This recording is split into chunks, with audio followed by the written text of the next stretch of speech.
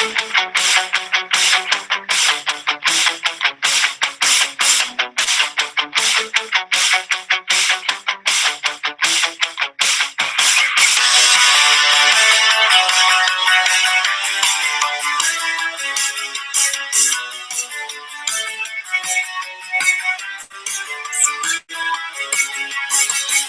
welcome, everybody, to another episode of the Hoosier Life. We are back. We took a pretty extended hiatus from you guys. Busy times here in Bloomington for both of us, but it's Little 5 week, another busy week, but we couldn't go another week. We know this is a busy week in Bloomington for alumni. Everyone knows about Little 5 that went here. Everyone wants to be a part of it. Everyone wants to hear about it. We're here to break it down for you. We're here to talk about the Little 5 race, both the men and the women's side, the activities leading up to it, the activities throughout the week. We're going to talk about all of it. We're going to put you guys in the shoes of IU students for this week, talk to you about everything that's going on, as well as some IU baseball, a special gift that was given to IU. We're going to talk about that later, catch you up with some other accomplishments like we did last episode from Hoosier student athletes, talk a little bit about the football spring game too. There's a lot of things to take away from that, Josh. We're going to do our best to get that all done in about a 40-minute span. What do you say? Let's get right to it. Yeah, let's do it. Excited to be back. All right, so Josh is on the call for the Little 5 men's race. That's correct, just the men's race? Okay, so Josh is on the call for the men's race for – is it WIUX? No, so it's through radio TV services. So it'll be on broadcast.iu.edu and on Facebook Live. All right, so there you go. You got multiple places to tune into Little 5. What Josh just said, WIUX, or it'll be Facebook, all that stuff. If you want to watch the race, there are a plethora of options for you to do so. Josh, let's talk about the race first, and then we'll get into some of the extracurricular activities that everybody loves about the week. So first things first, who are the favorites on both the men's and the women's side? And I know you're covering just the men, so your knowledge of the women's race is not as extensive as it is for the men's, but if you can contribute anything for the women's race with these questions, go right ahead. But who are the head-on favorites for either or both of these races? I'll start with the men's race first of all. So SAE is on the pole. They have probably one of the best riders in the field in Joe Krahulik. But he's in an interesting spot because he's the only one on that team that has any race experience. So that's going to be really interesting. Another team that pulled second is Beta. This is a team that maybe had one of the best qual runs of any team in there. They're in their second. They're a good team. Black Key Bulls, they won the spring series. They have the fastest rider in the field in Xavier Martinez. He's going to be good. Cutters is going to also be really good. Sig Ep has another good rider in Sam Anderson. What's so special about this men's race this year is how wide open it is. I could honestly see 10 different teams winning this race when it comes down to lap 199, lap 200. It's going to be that close. I think it's that wide open. And it's going to be really interesting come race day if it comes down to that final sprint. There's 8 teams in there potentially. As for the woman, Theta, they won the spring series, so I mean you got to give them a pretty high mark there going into it, along with Delta Gamma, and also Melanzano will probably be in there along with Crew and Ski. But Theta's going to be tough to knock off. They won the spring series. DG's always in there year in and year out, so it'll be interesting. But one thing really interesting about this year's race is there's not a yellow jersey, which is for the previous year's winner in either the men's race or the women's race. Phoenix Cycling on the women's side does not have a team this year. Delta Tau Delta was obviously kicked off campus. They're racing under a name called Jet Black, but they're not going to be able to wear that yellow jersey because there's not Delta Tau Delta. So a couple interesting storylines there. A lot of different ways this race could end up.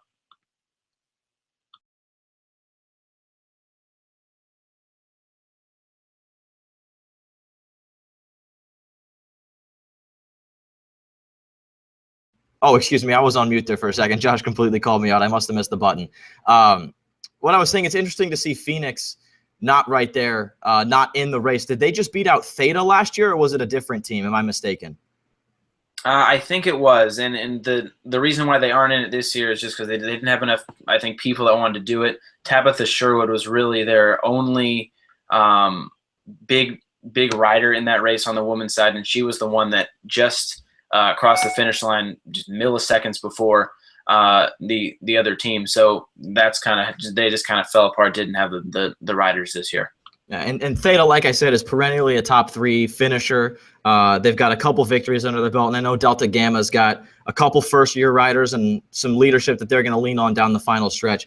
So that women's race is going to be interesting. And it's interesting what you say about the men's race, that it's a wide-open race. There could be 8 teams when it comes down to the final stretch. Now, enough about the favorites. Another cool thing about Little Five is we get these underdog stories. And I know there's a team, I don't remember exactly where they're from, and I don't want to make my guess because I don't want to be wrong here, but I know there is a team of international students making their debut. Is it, or is it their second year? And I know that there was a movie made about them that I think they showed on campus earlier this year. Josh, tell us a little bit about them. Yeah, so this team is Young Pioneers. They actually did not qualify for the race, so they will not be racing on Saturday. But yes, it is basically a bunch of international students that wanted to try it out. They gave it their best shot. I think they missed it. I think they were the second team out of the field, so they're unfortunately not racing in it. But yeah, I mean, it's a bunch of international students, and I don't know how big biking is around the world. I mean, obviously there's the Tour de France, but like in countries like China and in Asian countries, I don't know how big racing is over there, bike racing. So they wanted to field a team. They qualified. They didn't quite make it. But yeah, it's kind of unfortunate that they didn't make the field because that'd be a really cool storyline. But unfortunately, they are just out of the field. It would be, and I wish we had more time to tell everybody about that whole story. I can't remember what the film is called. I don't remember when it came out, if it's out, if they just showed kind of a screening of it earlier this year on campus. But I know it was good. I saw part of it, and I know it's a very cool story about some students here at IU, the Young Pioneers. Josh, are there any other underdog or feel-good stories that we should note going into this weekend? Because I know that's a lot of people's favorite things about Little Five. If you're not a member of the team that's a head-on favorite, obviously you want to root for a feel-good story. So are there any other ones out there that anyone could kind of pull for and search for? I mean, this is on SIG app, is a guy named Daniel Cox, and there'll actually be a nice little feature on him during the broadcast. So you should definitely tune in for that. It'll be in the pre-race coverage. But he basically, it was this whole thing called Be the Match, where he donated bone marrow to this woman. She unfortunately just passed away not too long ago, and there's a really nice story behind it. So I'm gonna save all the details to watch that feature during the race. But that's a really good story on SIG app. Another team that's kind of an underdog is Grey Goat. They have one of the fastest riders in the field, and Brad Klingeli. That's a tough name right there. But they called 15th, so they'll have to make a little bit of a move to get up in the field early in the race. So that'll be interesting to see where they are at, because Grey Goat they're right in the middle basically. If they can kind of get in there early, they could potentially make a push for things. Also 3PH, they qualified 9th. They have yet to win it. They are in just their first few years of actually racing. So they're another team that could potentially be a kind of an underdog, a kind of a no-name independent team coming up and potentially stealing this thing. And this is going to be a great weekend of racing. And the men's side, like we've talked about, like Josh has elaborated on, wide open race. Hopefully the weather cooperates. I think Friday is supposed to be a little ugly. I don't remember about Saturday. I think the weather might have been on and off on that, so we'll see what happens there. But hopefully the weather cooperates. It certainly did last year, and it should be some exciting racing. Now, Josh, I know you've name-dropped a couple people throughout the last 8 to 10 minutes, but are there any individual names that we should watch that could be posting close to historic times this weekend? Yeah, so I mean, probably the top 3 in my opinion. Nick Theory for cutters, he's going to be one to watch. Joe Krahulik for SAE, Xavier Martinez for Black Key Bulls, and I'll throw in Sam Anderson as well for SIG Up. Those are kind of the 4 guys that will kind of carry their teams, and they'll be the guys that'll be potentially in that sprint at the very end. Those are the 4 guys on each of their respective teams that potentially could be in there for that sprint. Black Key Bulls is so interesting because they're such a deep team, but for the race you have to cut it down to 4 riders, and so that'll be really interesting to see who gets that spot at the end. Xavier Martinez won ITTs, so he might get that upper hand. And he's just a sophomore. He's in his second race. And back to your thing about feel-good stories, this escaped my mind until just now. Sammy, they're riding with just 2 riders in this race. So usually you have a team of 4. Sammy's doing a team of 2. So that's going to be quite a 200 laps for them, and that's going to be quite a tiresome day for that fraternity. That's going to be something to watch, and they're going to absolutely earn any celebration that they will, that they could participate in later that evening. but that's a pretty good story right there. That'll certainly be something to watch for. So before we move on to IU baseball talk, Josh, is there anything else that we should know? Anything you want to get out there about your broadcast? Anything Little 5 race related that we should know before we move on? I got a little sneak peek of the graphics the other day and kind of the stuff that's going on behind the scenes. This is going to be a great production of this race. Really excited. We've been working hard on it for a couple months now, since January. And a lot of people have been working on it even before then. So I mean, the IU Student Foundation does a great job with this. Hopefully the weather cooperates on Saturday. We're not quite sure what the rain's going to bring us, but if it rains a little bit, the track could be a little bit faster. But if it rains too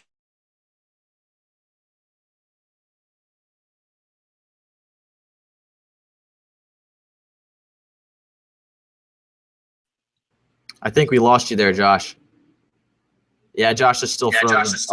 Okay, there you go. You're back. I completely missed what you said. Yeah, what were you saying there? You froze out. I don't know if it happened on the other end, but I couldn't see it. Okay, so yeah, I'm just saying the IU Student Foundation does a great job putting on this race. Hopefully, the weather stays away for a little bit. It's supposed to be nice on Friday. I think they should get the women's race in, no problem. But the men's race, that's kind of where the issues could arise with some rain. So walk us through the process. What happens if weather does not cooperate with either of the races?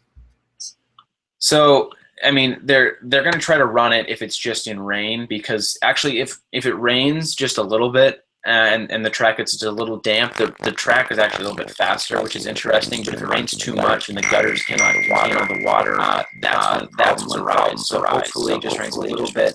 But if there's lightning in the area, they're going to have to potentially move it back in the day. Clear everybody from the stands. They could potentially have to move it to Sunday, which now looks a little bit better. It's supposed to rain Saturday and Sunday. Now Sunday looks like it's going to be a sunny day. Hopefully we can run it on Saturday. This is all just a moot point, but that's kind of what happens. Is if there's lightning, that's the biggest thing. They can run it in the rain. They've ran it in the rain before, but lightning, that's kind of where the issues arise. Yeah, it would certainly be interesting and maybe even a little fun for the fans, at least, if this race were to be in the rain. You'd see some wipeouts. Hopefully nothing too dangerous or too extreme. Hate to see that for such a great event, but it could add a little bit of I'm completely blanking on the word. It could make things very interesting come Saturday. So Josh, thank you for contributing all of that on our Little 5 edition, if you will, of the Hoosier Life. This is going to be a great weekend. It's always a great week. They call it the greatest week in college for a reason. We're halfway through it, and the fun's only just getting started. I know, Josh, I don't know if you went last night, but one of the great things about Little 5 week is just the events leading up to it. And most of the years there's a concert. There was an issue this year.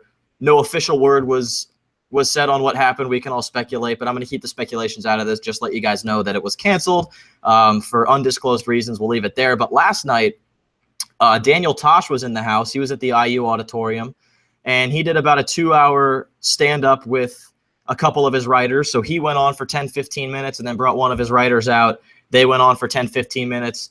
He went on and then just repeat the process. And I was there with one of my good friends, and it was one of the best events I've been to at IU. He was sensational. He was hilarious. He's a big name in comedy. And it just goes to show. And the house was packed. The auditorium was absolutely jam-packed. There was not an open seat.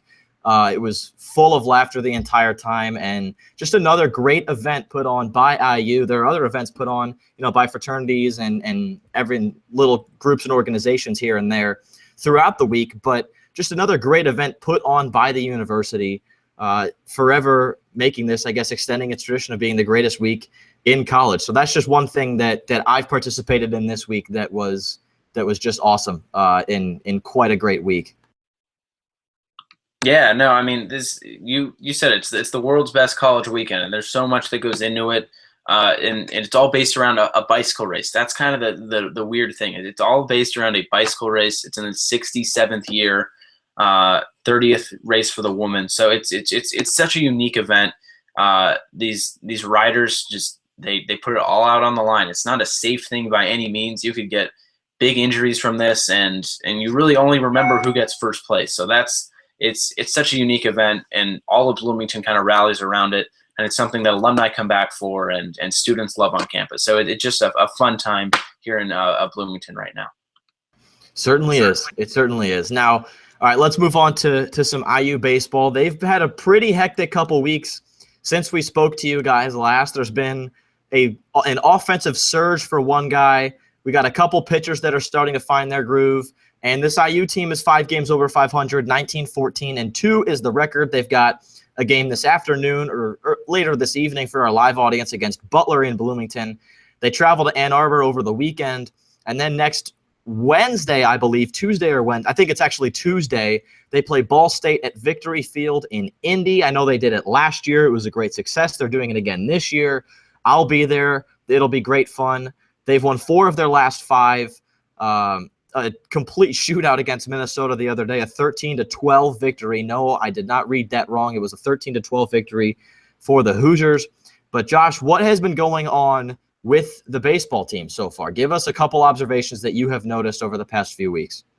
Well, I mean, I think one of the biggest things is they're going into the season, their pitching staff was going to be kind of up in the air, and it was who's going to take over that top spot. Jonathan Stever took over the Friday spot. Brian Hobby took over the Saturday spot, and they've been pretty solid up until now. And then this past week against Minnesota, losing 11-0 and then winning 13-12. That's a lot of runs right there. But that Sunday starter has really been up in the air. It was Andrew Saalfrank for a little bit. They threw in Paulie Milto. Then they were just kind of going by committee. But now it's back to Paulie Milto, and he has been absolutely fantastic. This past week against Minnesota, had a really nice outing. Minnesota didn't score in the game. And he's really kind of solidified that Sunday spot. They've won the last 2 Sundays in a row. So I think they finally found that third starter that they've needed. And then during the week, Tim Herron, he's been handling those midweek games. Actually went up and called the Indiana State game over in Terre Haute. That was a 2-0 Indiana win. Tim Herron pitched great in that game. The bullpen came in and shut down Indiana State. And they actually avenged their loss from a few weeks ago. They lost 7-3. So I think the pitching staff's starting to come around. And also, second point, Logan Sowers, he started off really slow, was down below the Mendoza line, was in the 220s for a while, but he's slowly but surely kind of getting his average up around 260. I think that's where he's at right now. So right now, I think this team's trending in the right direction. They have a tough matchup against Michigan coming up this weekend. Hopefully they can just kind of keep the momentum going. Logan Sowers is a name that we've been on kind of all year since the offseason, really, a guy that's had to step up. It's been basically him, Craig Dietolo, and Luke Miller. Luke Miller has still been knocking the cover off the ball. 6 home runs, 22 RBIs. He's batting .308 on the year. He started all but one of his 32 appearances. He's got 40 hits and 130 at-bats. He's hitting the ball well, but a guy that's really started to come up is Matt Lloyd. And this is a name that, Josh, we did not drop at any point up until today in terms of guys that we expected to make a contribution offensively. He's batting .316. He's got 8 home runs thanks to a 3 home run outing against Northwestern, I believe, back in March. He's got 3 home runs in the month of April in what's been a pretty up and down month for the Hoosiers. They've got a tie, a handful of losses, and I think 5 wins since the calendar's turned to the month of April. But his batting average is .316. He's getting on base.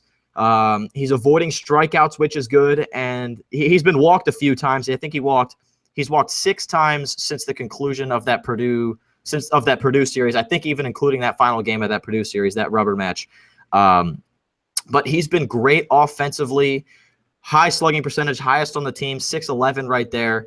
But again, the 8 home runs and 26 RBIs, he's really come alive lately and kind of not necessarily sparked, but kind of given this offense a boost and some support in an unexpected fashion given his start to the year. So a great turnaround for him. And if he keeps this up, this team is going to keep winning and they're going to keep producing runs. Yeah, and Matt Lloyd, what's interesting about him, he came to Indiana and Chris Lemonis was thinking he's going to be his 3-hitter, came over from Iowa Western. And he was going to be the 3-hitter.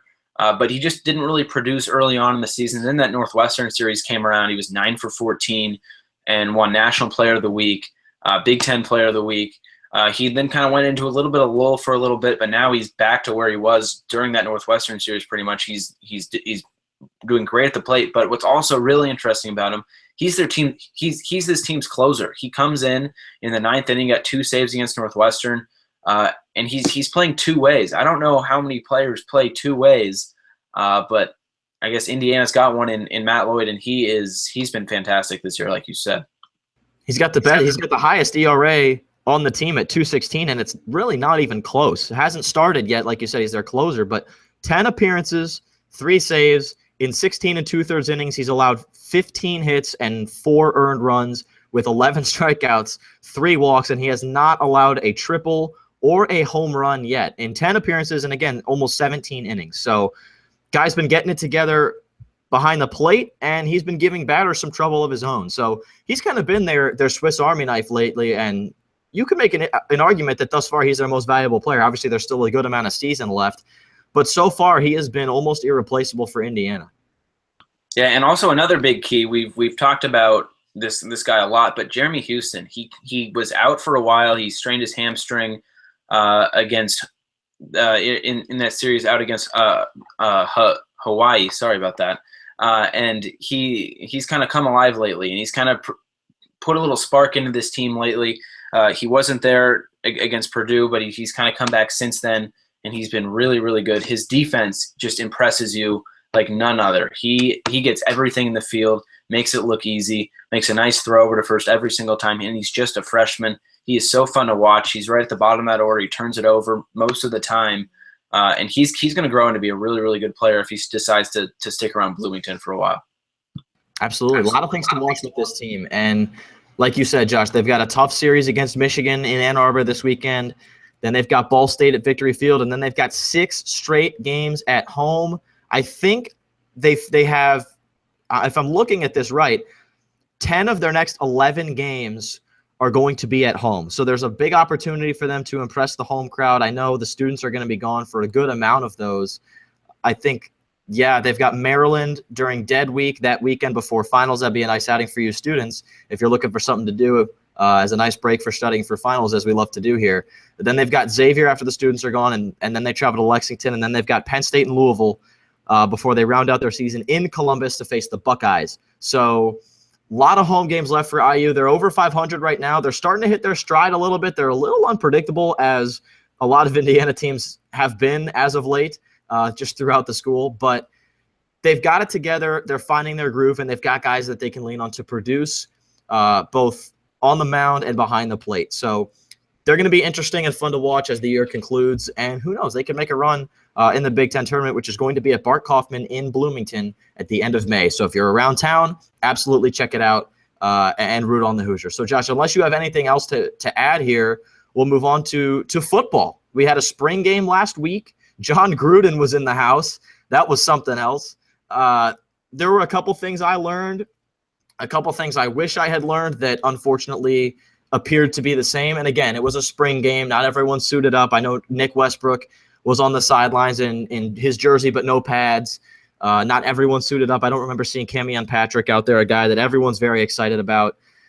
But, I mean, this was the first look that we got at Indiana with their new coaching staff of Peyton Ramsey, who I know turned a lot of heads. He impressed people. We're going to get to everything we can here without going overtime. But, Josh, what was the number one, or if there were 2 big things, 1 or 2 things that stuck out to you most with this spring game?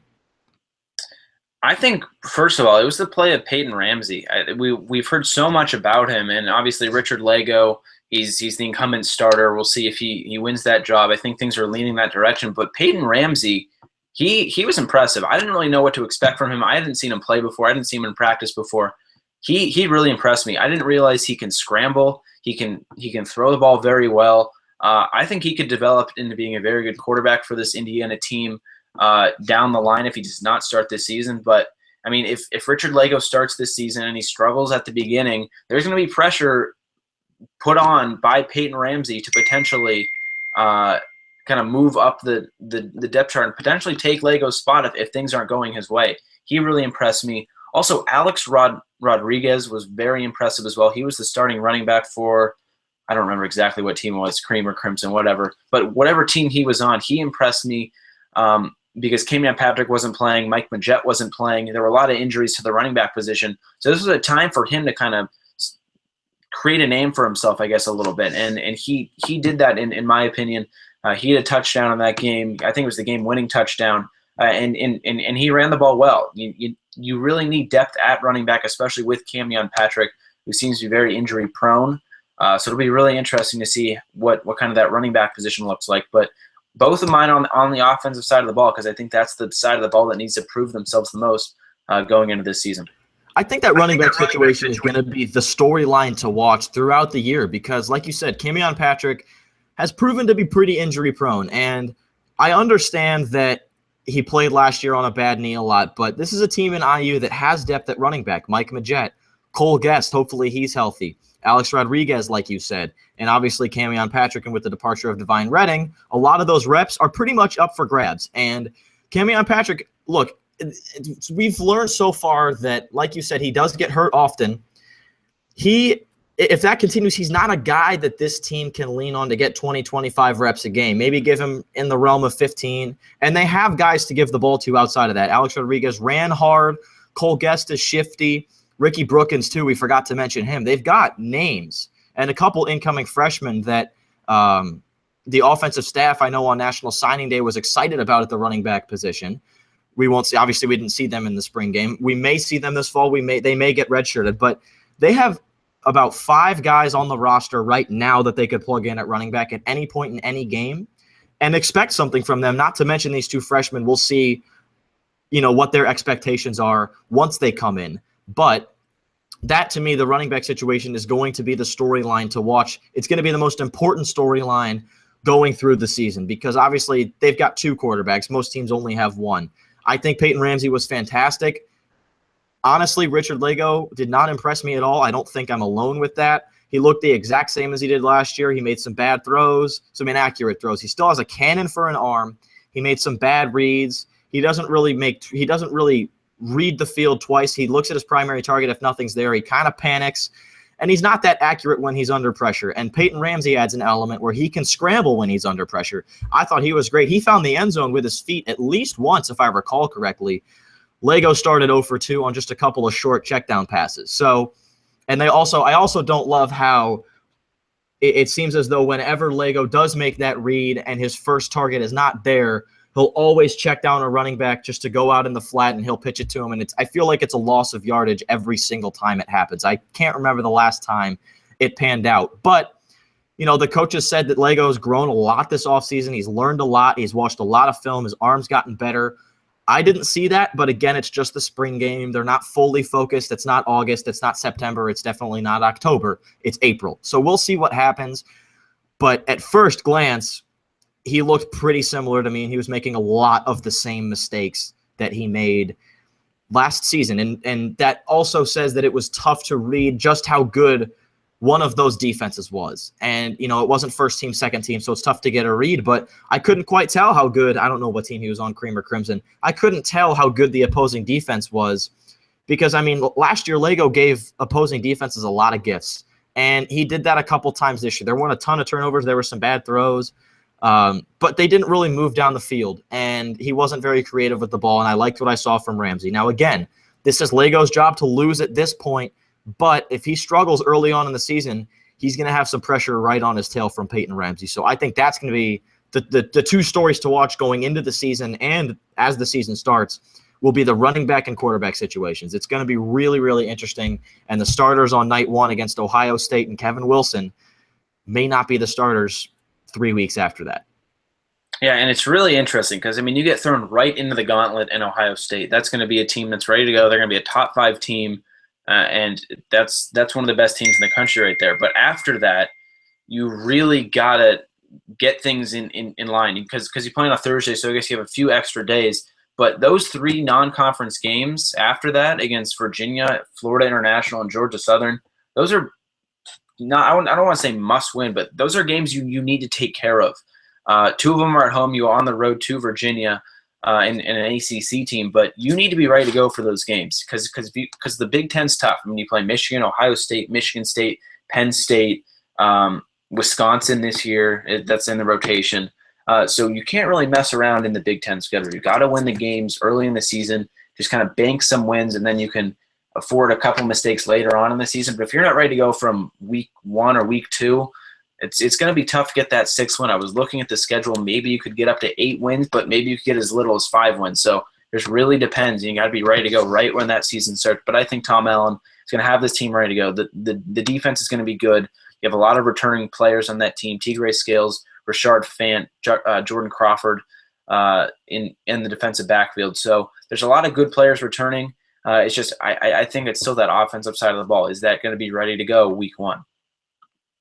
It's going to be interesting to see. And Josh, you kind of steered away from saying must win for those other three non-conference games. I'm not going to sugarcoat it. I mean, those are must-win games. We've seen them struggle with ACC opponents. I mean, this year they lost to Wake Forest at home. They got to travel to Virginia.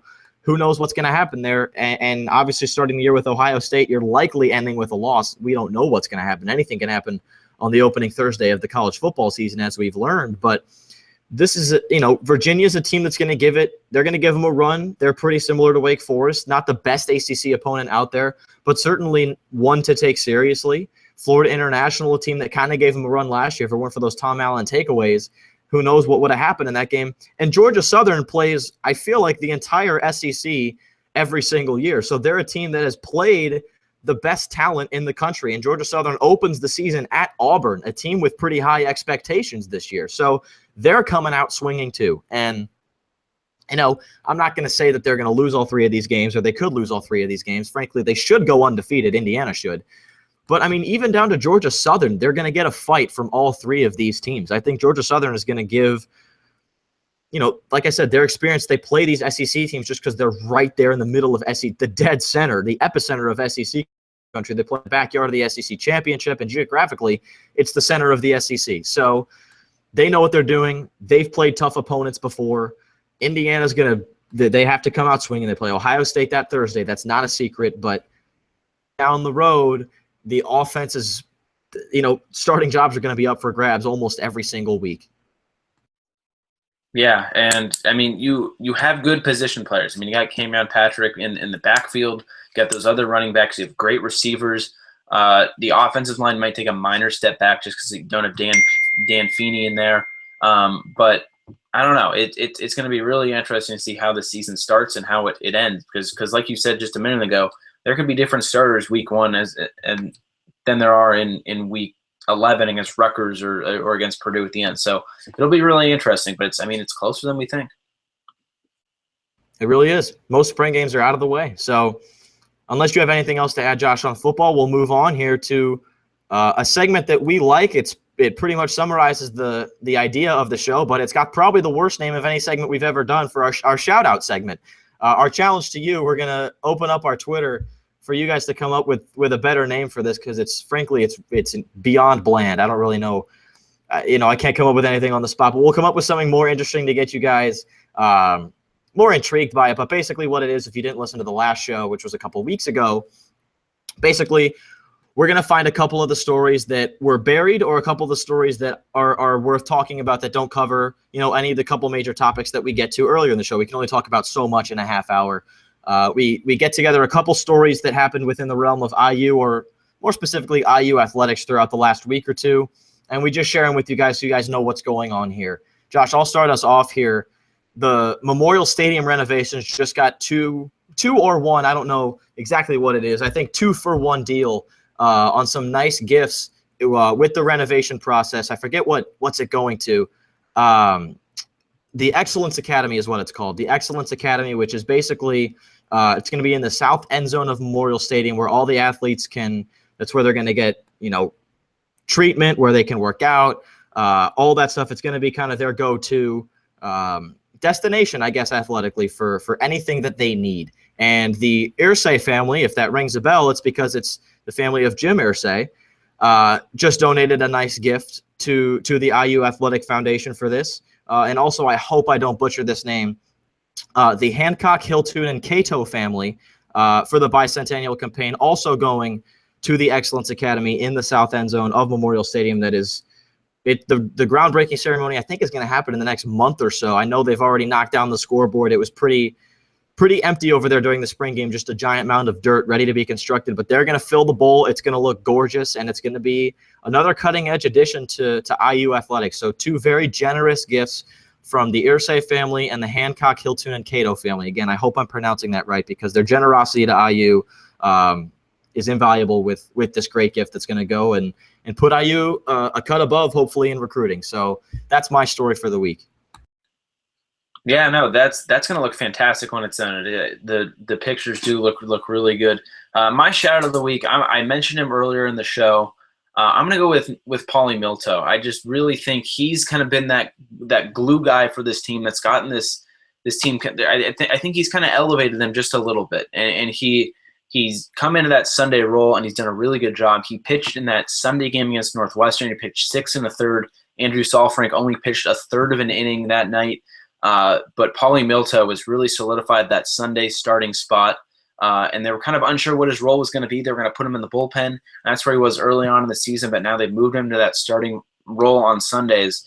He's been great. They now have 3 solid Sunday pitchers, and hopefully down the kind of the home stretch of the season, that'll be enough to propel them potentially in the NCAA tournament because they have a really good RPI. They just need a few more top 50 wins, and hopefully they can get a few of those in the next few weeks. Hope so. All right, before we run out of time, we got to hit our top 5, Josh, this week. In our little 500, we're going to do our top 5 Bloomington events, IU or Bloomington events, whichever you think fits the category best. So I'll start us off here.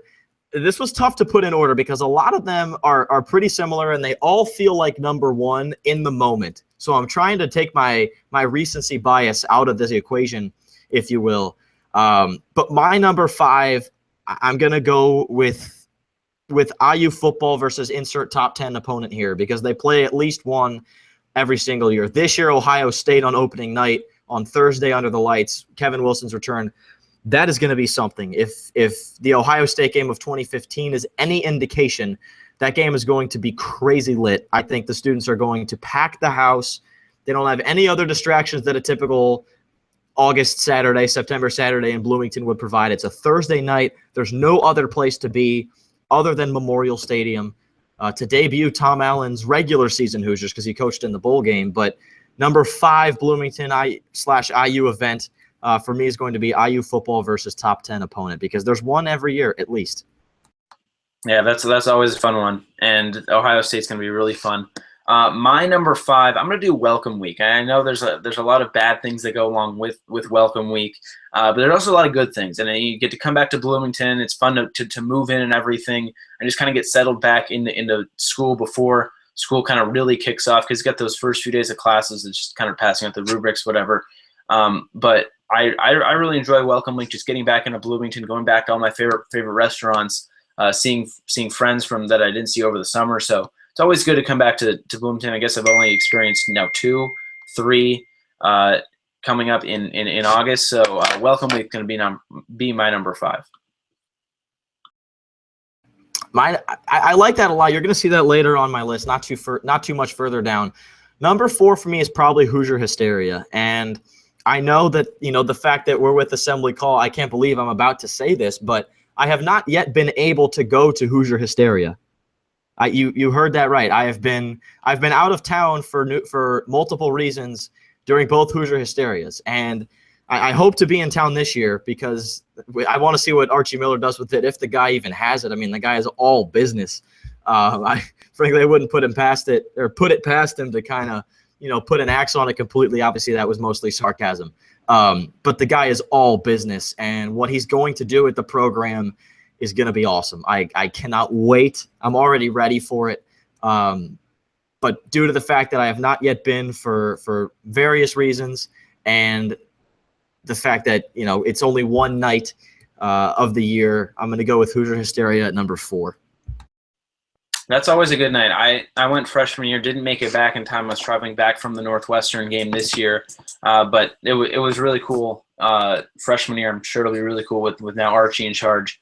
But my number 4, I'm going to keep it in the basketball realm. I'm going to go just any big basketball game. This year for the North Carolina game, for the Purdue game, those were just big-time events. I mean, it's just an event. You get ESPN rolling in here, especially for that North Carolina game. There was the line all the way around Gladstein Fieldhouse waiting to get into the GA line, and that place was absolutely crazy. So just any big basketball game, even last year for the Purdue game, for the Iowa game, and I think they're trying to schedule another marquee opponent for a home game this year, so hopefully they can do that. But any big basketball game is going to be my number 4 on the list. Yeah, my number 3 is it says IU Purdue, but with that North Carolina game this year and Michigan State and Wisconsin, almost every year, basically every other year, it's not a game at Indiana when those guys come to town. It's not a game. It's an event. like you said, it's CBS, it's ESPN. It's more than just a 40-minute basketball game. It is an all-day affair to get ready for it, to get pumped for it, to scream your head off until you almost pass out in the walkway out of Assembly Hall, back to your car, back to your dorm, wherever it is that you live.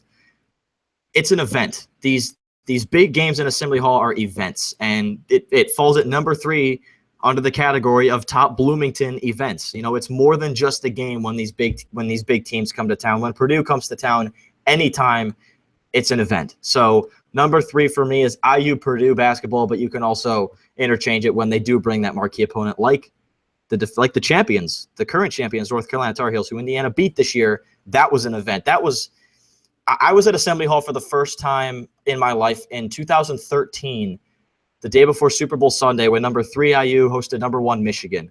That was the loudest venue I've ever been in. The North Carolina game was probably number 2. So again, it's an event, and it's number 3 for me. Yeah, I mean, they are crazy games when those big time teams come in here. But my number 3, I'm gonna do homecoming. I just think homecoming is a really cool event. All the alumni come back. There's always a football game, obviously, but it's also just kind of the start to kind of fall and just kind of go into that winter season where the weather's kind of changing. It's always a really nice time with the leaves on the trees and everything. So yeah, I'm gonna go homecoming number 3. It's just kind of a cool event that happens year in and year out here in Bloomington. Homecoming is great, and I checked out the parade this year, and it was fun. It was a cool parade. Not every student lines up the street, but a lot of alumni do, and you know you can tell they're happy to be back, and it's great. Homecoming is a great week. Hopefully next year we could get a good football opponent and come out victorious. But homecoming's a great weekend, and there's a lot of fun. I'm sure we're going to enjoy that in the next coming years once we graduate here. Number 2 for me is welcome week. Just because it's a whole week, unlike everything else that I've said. IU basketball, that's a night. IU football, that's a night. That's a day. It's Hoosier Hysteria, that's a night. Welcome week is an entire week, and there are numerous events every single day from Wednesday through Sunday. And when I first set foot on campus as a freshman, as is the case for 99% of freshmen, you don't know what to do. You don't know where to go. You don't know really anything. You just you got to figure everything out. And that welcome week kind of, it kind of introduced me, along with however many other the 8,000 freshmen there were, to what IU has to offer. And there were social events, there were concerts, there was everything that you wanted. And, it was on different parts of campus. So you got a feel for campus, a feel for where to be, where everything is and all that stuff, along with being at a fun event with friends, old friends, and meeting new people. So welcome week is great. It's a unique experience as a freshman. Once you go through it as a freshman and then complete your freshman year, you come back for your sophomore year. It's a very different experience. But welcome week as a freshman is unique, and it only gets better from there. So welcome week is number 2. My number 2, I'm going to go back to football, or just kind of stay on football. I'm going to go tailgates. I think just college football tailgates in general are just really, really cool and cool events. Got all those. You obviously have the fields and you have the parking lots around, but just kind of the whole vibe around Bloomington on a football Saturday is fun. People are walking from Kirkwood. Kirkwood's always packed. Up near the stadium is always packed. All those streets kind of up in the northwest part of campus is just it's always packed, and it's just a fun day all around, especially when it's just a nice kind of fall day or a nice warm day, or if it's even really cold. It's always fun with the tailgates up there in the fields and around the stadium and getting in the stadium. Always a fun Saturday. So tailgates are going to be my number 2. It's a good one right there, and it goes into the whole football atmosphere here at IU. Number 1 for me, we're in the middle of it. Josh, I'm pretty sure this is number 1 for you too. It's Little 5. You know why. We talked about why. You're not bored during Little 5, or if you are, you can change it yourself. That's the one week of the year where if you're bored, there's something to do. There is something to do during Little 5 week at all times, whether it's an IU-sponsored event, whether it's a party to go to, whether it's packing Kilroy's at 10 o'clock on a Tuesday.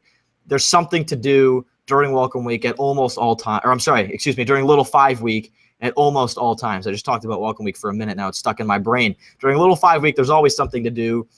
And it just gets better throughout the week. It really does. And the conclusion is the 2 races. And, it's great because, once the women's race happens, it's not like it's over. You get to do that one more time. You get to live it up on Friday, get up Saturday, go to the race, cheer on your fraternity for the men's team, cheer on, some local team if you know them, and watch that race, and then have one last party on Saturday, close the week down, and then start studying because summer is right around the corner, especially this year. It's the weekend before Dead Week. So Little 5 is the most eventful week of the year at IU.